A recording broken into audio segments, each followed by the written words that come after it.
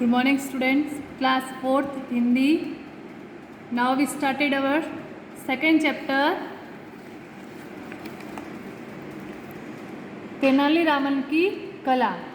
एक कहानी है, कहानी तेनाली रामन की कला के बारे में है। तेनाली रामन कौन था? एक बहुत बड़ा विदूषक था। वो राजा महाराजाओं के दरबार में रहता था और हंसी मजाक कैसे करता था। वो बहुत ही बुद्धिमान था। शब्दों का तो जैसे वो जादूगर ही था, पर जो भी शब्द निकालता लोग उसकी बातों से चकित रह जाते थे। वो बहुत ही बुद्धिमान था। चलिए हम अपना पाठ पढ़ना स्टार्ट करते हैं। पहले राजा महाराजाओं के दरबार में ऐसे भी लोग होते थे जो अपनी बातों और हाजिर जवाबी से लोगों का मनोरंजन किया करते थे।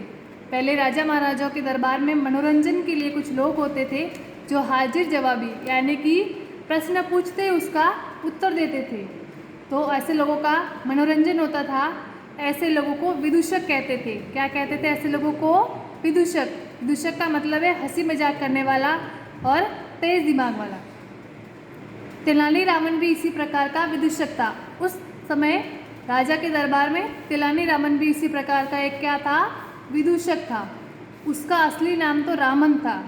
उसका असली नाम क्या था? रामन। पर तेनाली गांव का रहने वाला था। किस गांव का रहने वाला था?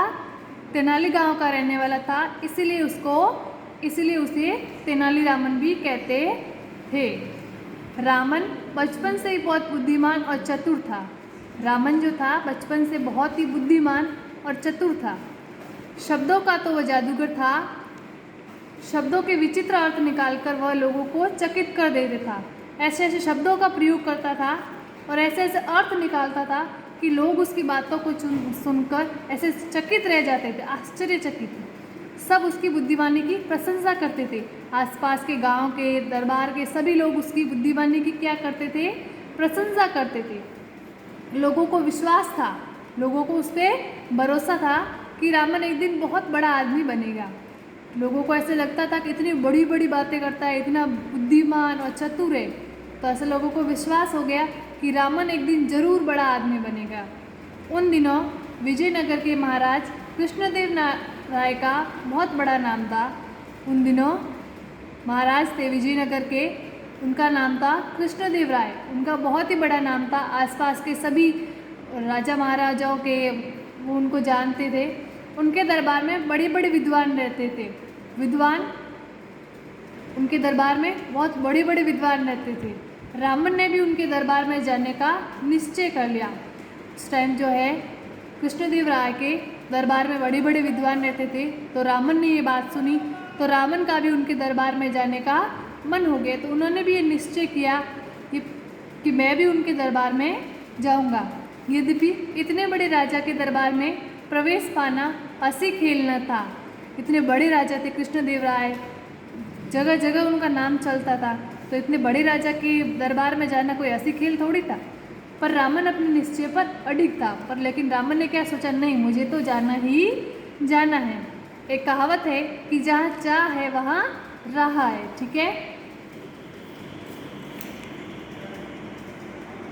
एक बंद किया था। उन्हीं दिनों कृष्णदेव राय के राजगुरु भट्टाचार्य तेनाली के पास ही एक गांव में छुट्टियां मनाने आए हुए थे। कृष्णदेव राय के राजगुरु का नाम है भट्टाचार्य। तो तेनाली के पास ही के एक गांव जहां तेनाली रामन रहते थे, उनके पास ही के गांव में अपनी छुट्टियां मनाने आए हुए थे। रामन उनके पास पहुंचा। तभी तेनाली रामन जो है उनके पास गया और अपनी इच्छा प्रकट की। रामन उनके पास गया, गुरु भट्टाचार्य के पास, और उनको अपनी इच्छा बताई कि मुझे जो है कृष्णदेव राय के दरबार में जाना है जहाँ बहुत बड़े बड़े विद्वान रहते हैं, और अपनी इच्छा प्रकट की।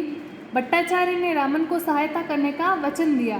गुरु भट्टाचार्य ने क्या कहा रामन से कि मैं तुम्हारी सहायता जरूर करूँगा। उन्हें ये वचन दिया।